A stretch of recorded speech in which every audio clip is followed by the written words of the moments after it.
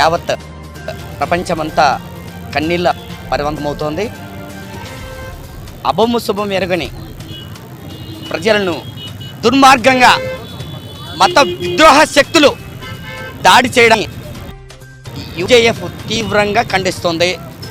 అయితే ఈ దాడులను ఒక కారణాలు ఏంటి, దాడులు జరగడానికి ఎవరి హస్తం ఉంది అనే విషయాలు కేంద్ర ప్రభుత్వం తక్షణమే విచారణ చేపట్టి సంబంధిత సంస్థలపైన వ్యవస్థలపైన నిషేధం ప్రకటించాలా.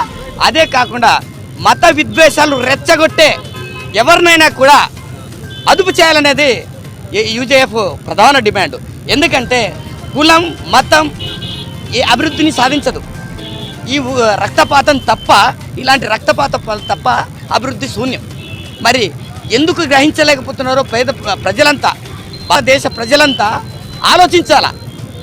మతం వల్ల ఏం ఉపయోగం, ఉగ్రవాద దాడుల వల్ల ఎవరికి ప్రయోజనం, ఏమన్నా ఒక రోడ్లు వేయగలమా, కొన్ని వేల కోట్ల రూపాయల భారతదేశానికి ఆదాయం సమకూరుతుందా, దేనికి సంకేతం ఈ ఉగ్రదాడులు మత ఉన్మాద దాడులు?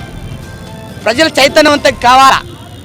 ఎవరో పిచ్చి వాళ్ళు మాట్లాడితే ఆక్రోశానికి లోను కావడం, ఒకరిపైన ఒకరు ఆరోపణలు చేసుకోవడం, మీది ఈ మతము మాది ఈ మతము, మీ మతం తక్కువ మా మతం ఎక్కువ, ఇది మా దేశము, మీరంతా వెళ్ళిపోవాలా, ఇట్లాంటి రెచ్చగొట్టిన కారణాల వల్లే ఈ దాడులకు ప్రధాన కారణం అని చెప్తున్నా. ఇట్లాంటి రెచ్చగొట్టే వ్యాఖ్యలు చేసే వారిపైన కఠినంగా శిక్షించాలనేది యూజేఎఫ్ యొక్క పాలసీ.